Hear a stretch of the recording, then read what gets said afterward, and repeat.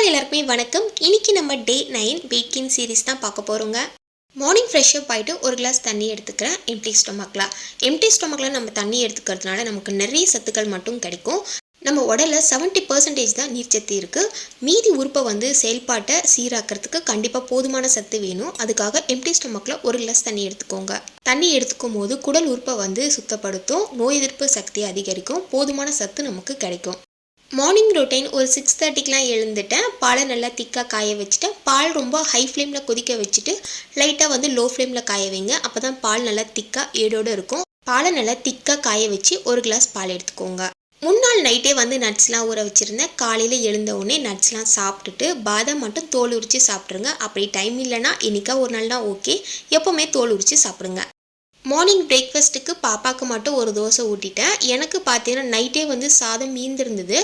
மதியம் வடிக்கிற சாதம்ன்றதுனால ரொம்ப நேரத்துக்கு நல்லாயிருக்கும். நான் பார்த்தீங்கன்னா நைட்டு சாப்பாடு சாப்பிடல, தோசை இந்த மாதிரி தான் சாப்பிட்டுட்டேன். அதனால் சாப்பாடை மட்டும் எடுத்து ஃப்ரிட்ஜில் வச்சுட்டேன். காலையில் எழுந்ததும் தயிர் ஊற்றி நல்லா மிக்சியில் போட்டு அரைச்சி எடுத்துட்டேன். பழைய சாதம் நம்ம சாப்பிடும் போது அது ஒரு பழுதாக்கி நம்ம சாப்பிடும் போது நமக்கு நிறைய சத்துக்கள் கிடைக்கும். உடல் எடையை வேகமாக அதிகரிக்கும்னு சொல்லுவாங்க. இதோட தயிர் சேர்த்துக்கோங்க. கொஞ்சம் புளிப்பான தயிர் சேர்த்துக்கோங்க, புளிப்பு இல்லாத தயிரை சேர்க்காதீங்க. நிறைய பேருக்கு பழுது சாப்பிட பிடிக்கும், சில பேருக்கு பழுது சாப்பிடவே பிடிக்காது, ஐயோ வேண்டான்னு சொல்வீங்க.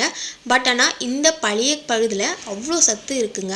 அப்படி உங்களுக்கு சாப்பாடு மீந்து அதை நீங்கள் எடுத்து பழுதாக சாப்பிட பிடிக்கலைன்னா காலையில் வடித்த சாதம் கொஞ்சம் மிக்சியில் சேர்த்துக்கோங்க. இது கூட கொஞ்சம் தயிர், கொஞ்சம் தண்ணி இந்த மாதிரி சேர்த்துட்டு நல்லா அரைச்சி இதை நீங்கள் காலையில் கூட எடுத்துக்கலாம். வெயிட்டை ஈஸியாக ஏற்றி கொடுக்குங்க. பையனுக்கு கேரட் சாதம் தான் செஞ்சு கொடுத்தேன். அந்த கேரட்லேயே கொஞ்சம் சாதம் கலந்து கொடுத்துருவேன். அந்த கேரட் பொரியல் கொஞ்சம் இருந்தது, கொஞ்சம் ஊறுகாய் தொட்டுட்டு சாப்பிட்டாச்சு. பழுதுக்கு ஊறுகாய் தொட்டு சாப்பிட்றது ரொம்பவே பிடிக்கும். இது கூட கேரட் பொரியலும் எடுத்துக்கிட்டா இதில் நிறைய விட்டமின்ஸ் கிடைக்கும். மார்னிங் பிரேக்ஃபாஸ்ட்டு பழுது சாப்பிட யாருக்கெல்லாம் பிடிக்கும்னு சொல்லி கமெண்ட் பண்ணுங்கள். வீட்டு வேலையெல்லாம் கொஞ்சம் முடிச்சுட்டு பாத்திரத்தெல்லாம் வாஷ் பண்ணி வீடெல்லாம் தொடச்சி க்ளீன் பண்ணதுக்கப்புறமா கொஞ்சம் ஹெல்த்தியாக பீனட் பட்டர் மில்க் ஷேக் எடுத்துக்கிட்டேன். ஒரு 10 மினிட்ஸ் கழித்து மாதுளப்பழம் இருந்தது, ஒரு 2 பழம் இருந்தது. சரி, ஒரு பழம் இன்றைக்கி சாப்பிட்டுட்டு அடுத்த நாளைக்கு சாப்பிட்லான்னு எடுத்து வச்சுட்டேன். ஒரு மாதுளப்பழத்தை உரிச்சிட்டு இதை நான் அப்படியே சாப்பிட்டுக்கிறேன். ஸோ உடம்புல ஹீமோக்ளோபின் ரொம்ப கம்மியாக இருக்குன்ற மாதிரி சொல்லியிருக்காங்க. பிளட் லெவலும் ரொம்ப கம்மியாக இருக்குது. அதனால் மாதுளப்பழமும் பீட்ரூட்டும் அதிக அளவு சாப்பிட்ணுன்னு சொல்லியிருக்காங்க டாக்டர். ஸோ தைராய்டு டெஸ்ட் எடுத்து பார்த்தேன், தைராய்டு நார்மல்னு வந்துருச்சு. பட் ஆனால் பிளட் லெவல் ரொம்ப கம்மியாக இருக்குது. ஸோ அதுக்கான ஃபுட்லாம் நிறைய எடுத்துக்க சொன்னாங்க. அதை பற்றியும் நான் டீட்டெயிலாக ஒரு வீடியோ போடுறேங்க. முன்னாள் நைட்டே மார்க்கெட்டுக்கு போய் காய்கறிலாம் வாங்கிட்டு வந்தேன். வெங்காயம், தக்காளி எல்லாமே கொஞ்சம் காலியாகிடுச்சு. ஸோ இதெல்லாம் அப்பப்போ கடைகளில் போய் வாங்க முடியாது, கொஞ்சம் ஸ்டோர் பண்ணி வச்சுட்டா தான் காலியாகும் போது நமக்கு கரெக்டாக இருக்குன்றதுனால முன்னாள் நைட்டே பார்த்தீங்கன்னா போய் மார்க்கெட்டுக்கு போய் வாங்கிட்டு வந்துட்டேன். இன்றைக்கி காலையில் தான் வேலையெல்லாம் முடிச்சுட்டு எல்லாமே கவரில் போட்டு ஸ்டோர் பண்ணி ஃப்ரிட்ஜில் அரேஞ்ச் பண்ணிட்டேன். எப்போவுமே பார்த்தீங்கன்னா மதியம் லஞ்ச் முடிச்சதுக்கப்புறமா இந்த வேலையை செய்வேன். பட் என்னன்னே தெரியல, ரொம்ப டயர்டாக இருக்க மாதிரியே இருக்குது. சாப்பிட்றதுக்கு முன்னாடி வேலையெல்லாம் முடிச்சுட்டு அதுக்கப்புறம் சாப்பிட்லான்னு இந்த வேலையை முடிச்சிட்டேன். காய்கறியெல்லாம் ஃப்ரிட்ஜில் அரேஞ்ச் பண்ணதுக்கப்புறமா மாங்காய், கத்திரிக்காய், முருங்கைக்காய் போட்டு சாம்பாருங்க, வெண்டைக்காய் பொரியல், அப்பளம் வறுத்து வச்சுட்டேன். மதியம் லஞ்ச் ஃபுல்ஃபில் ஆகிடுச்சு. ரொம்ப சூப்பராகவே இருந்துச்சு.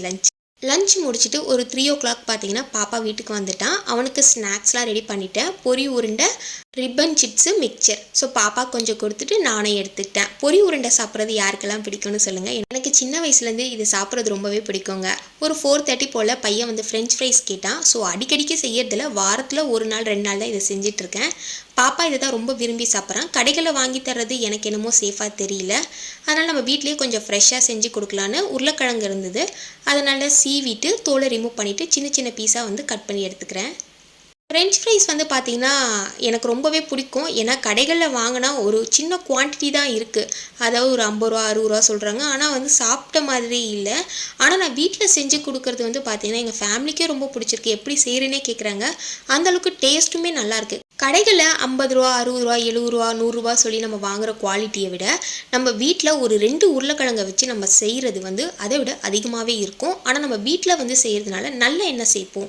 ஸோ கடைகளில் அது எப்படி சேர்ப்பாங்கன்றது தெரியாது. நம்ம குழந்தைங்களுக்கு கொடுக்குறதும் அந்தளவுக்கு சேஃப்மே கிடையாது. அதனால் நம்ம வீட்டில் கொஞ்சம் ஹெல்த்தியாகவே செஞ்சு சாப்பிட்லாம். உருளைக்கிழங்கை நல்லா கட் பண்ணிவிட்டு இப்போ தண்ணியில் போட்டு அலசி எடுத்துட்டேன். ஒரு ஃப்ரெஞ்ச் ஃப்ரை சைஸ்க்கு நல்லா கட் பண்ணி எடுத்துக்கோங்க. இப்போ இந்த ஃப்ரெஞ்ச் ஃப்ரைஸ் எப்படி செய்யணும்னு சொல்லிட்டு ஆல்ரெடி நான் வீடியோ போட்டிருக்கேன். ரொம்ப சிம்பிளான மெத்தட் தான், எல்லாருமே செய்யலாம், ரொம்ப ஈஸி தான். டைம் கூட அந்தளவுக்கு எடுத்துக்கல. ஒரு 10 to 15 மினிட்ஸ்லேயே நான் இந்த ஃப்ரெஞ்ச் ஃப்ரைஸ் செஞ்சு முடிச்சிட்டேன். ஈவினிங் ஸ்நாக்ஸ்க்கு பார்த்தீங்கன்னா ஃப்ரெஞ்ச் ஃப்ரைஸும் கொஞ்சம் டொமேட்டோ சாஸும் எடுத்துக்கிட்டேன். காலையிலே வந்து பச்சை பட்டாணி ஊற வச்சுட்டேங்க. எப்போவுமே வந்து பாப்பாவுக்கு அவிச்சு கொடுத்தா சாப்பிடாமே எடுத்துகிட்டு வந்துடுறான். சரி, அதனால் அவனுக்கு ஈவினிங் டைமில் ஸ்நாக்ஸ் கொஞ்சம் ஹெல்த்தியாக சாப்பிடணுன்றதுனால காலையில் ஊற வச்சுட்டு ஈவினிங் டைமில் அவனுக்கு மட்டும் நான் அவிச்சு தருவேன். கொஞ்சம் நானும் சாப்பிடுவேன். பட்டாணியில் அதிக அளவு சத்து இருக்குது. தினமுமே ஒவ்வொரு பயிர் வகைகளை எடுத்துக்கணும். பட்டாணி, மூக்கடலை, முளைக்கடலை, இந்த மாதிரி வந்து பச்சைப்பயிறு, இந்த மாதிரி வந்து பயிர் வகையை டெய்லி ஈவினிங் டைமில் எடுத்துக்கலாம். அவிச்சு சாப்பிட்லாம், இல்லைனா வந்து ஊற வச்சு முளைக்கட்டி கூட சாப்பிட்லாம். முளைக்கட்டி கூட நிறைய பயிர் வந்து கடைகளிலே விற்கிறாங்க. அதை கூட வாங்கி நீங்கள் அவிச்சு சாப்பிட்லாம். பச்சை பட்டாணி வந்து பார்த்தீங்கன்னா தோலை எடுத்துகிட்டு என் பையனுக்கு கொடுத்தா ரொம்ப விரும்பி சாப்பிடுவான். நானும் பார்த்தீங்கன்னா இந்த அளவுக்கு மட்டும் நான் ஈவினிங் டைமில் ஸ்நாக்ஸாக எடுத்துக்கிட்டேன். வெயிட் கெயின் பண்ணணும்னு நினைக்கிறீங்கன்னா கொஞ்சம் ஹெல்த்தியாக சாப்பிடுங்க. நீங்கள் சாப்பிட்ற ஃபுட்டு தான், ஆனால் கொஞ்சம் அதிகமாக நீங்கள் ஃபுட்டை எடுத்துக்கணும் எக்ஸ்ட்ராவாக. ஈவினிங் டைம் பால் எதுவும் எடுத்துக்கல, ஸ்நாக்ஸோடு முடிச்சிட்டேங்க. நைட்டு என் வீட்டுக்கார் வந்து சுண்டல் மசாலா வாங்கிட்டு வந்திருந்தாரு. சரி, ஓகே, ஈவினிங் ஸ்நாக்ஸே வயிறு ஃபுல்லாக ஆகிடுச்சு சாப்பிடுன்னு சொல்லிட்டு இதை எடுத்து வச்சுட்டேன். கொஞ்சம் சூடு பண்ணி தோசைக்கு வந்து நாங்கள் எடுத்துக்கிட்டோம். நைட்டு டின்னர் வந்து கம்ப்ளீட் பண்ணிட்டோம். பட்டாணியாக சாப்பிட்டுட்டு இருக்கேன்றதுனால தான் ஈவினிங் டைமில் இதை நான் எடுத்துக்கல. இல்லைனா வந்து நான் எந்த ஒரு ஸ்நாக்ஸுமே சாப்பிட்லனா இதை நான் வெங்காயம் போட்டு நல்லா ஸ்நாக்ஸாகவே சாப்பிட்ருப்பேன், சுண்டல் மசாலா. பட் ஆனால் வயிறு ஃபுல்லானதுனால இதை நான் டின்னருக்கு எடுத்துக்கிட்டேன். நைட்டு டின்னருக்கு தோசை, சுண்டல் மசாலா சாப்பிட்டாச்சுங்க. ஈவினிங் ஒரு கிளாஸ் பால் எடுத்துக்கிட்டேன்.